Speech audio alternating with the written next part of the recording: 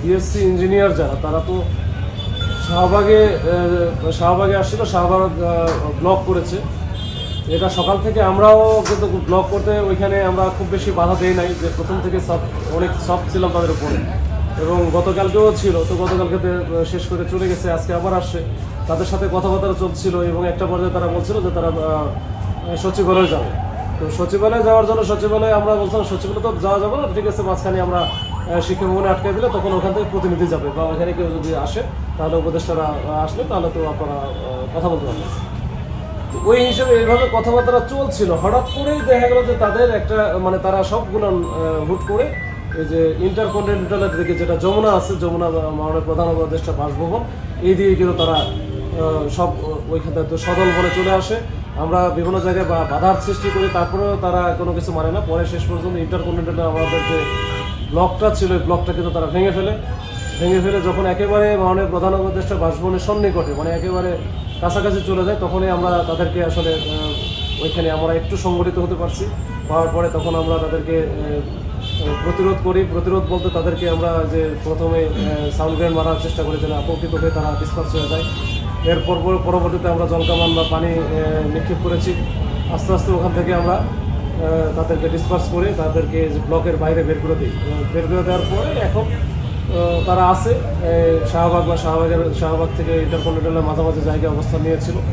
তো এখন এই অবস্থায় হচ্ছে আমরা যতটুকু পাইছি যে আসলে এটা হুট করে এবং একেবারে পরিকল্পনা মতো তারা এই কাজটা করেছে। যেখানে যমুনা বাসভবনটা এখানে 144 জারি করা থাকে, এটা প্রোটেক্টিভ এলাকা। এইখানে যাওয়ার জন্য তারা এইভাবে আমাদের সাথে কথা না বলে বা আমরা জানিও না তারা এই কাজটা করলো। তো এইটা নিয়ে আমাদের বেশ কয়েকজন আমাদের আহত হয়েছে। তারা অনেক ইট পাটকেল ঢিল মারছে, ইভেন তাদের কাছে কিছু যে রড টাইপেরও ছিল ওগুলো দিয়ে মারছে। আমার এখানে হাতেও বেশ বড় আকারের ব্যথা লাগছে, এখানে কেটে গেছে। এরকম আর কি অবস্থাটা তৈরি হয়েছে। আচ্ছা, আমরা না, গতকালকে যখন 3টা দাবি নিয়ে আসছিল তখন আমি ওদেরকে একটু ইয়ারকির ছলেই বলছিলাম যে ভাই 3টা দাবি তো এটা তো একটু পরে 4টা দাবি হয়ে যাবে। তো বললো না, আমাদের দাবি তো 3টাই। তো আমি বললাম না, 4টা আর একটা দাবি যোগ হবে। তো কোন দাবি? তো আমি বললাম যে এটা হচ্ছে পুলিশের বিচার চাই, এই দাবি আসবে।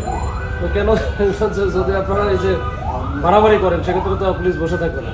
যখন ইন্টারকন্টিনেন্টাল ক্রস করবে বা যমুনার দিকে যাবে অথবা সচিবালয়ে যাবে, এই জায়গায় যদি তাদেরকে অ্যালাউ করি বা যাইতে দেয়, তাহলে সেটা তো আসলে আমাদের পুলিশ হিসেবে তো আমাদের দায়িত্ব কোনটা বা আমার কাজ কী। তো এইটাও যদি না পারি তাহলে তো আমাদের আসলে চাকরি করারও দরকার নেই, আমার চাকরি ছেড়ে দিয়ে যাওয়া দরকার, আর ওই সরকারও আমাদেরকে রাখবে না।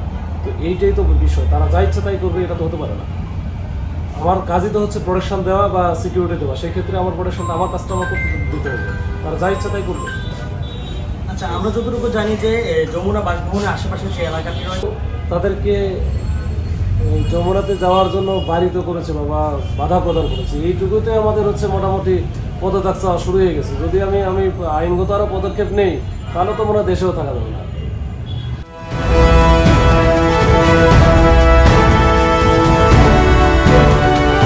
জনতা টিভি, জনগণের আয়না।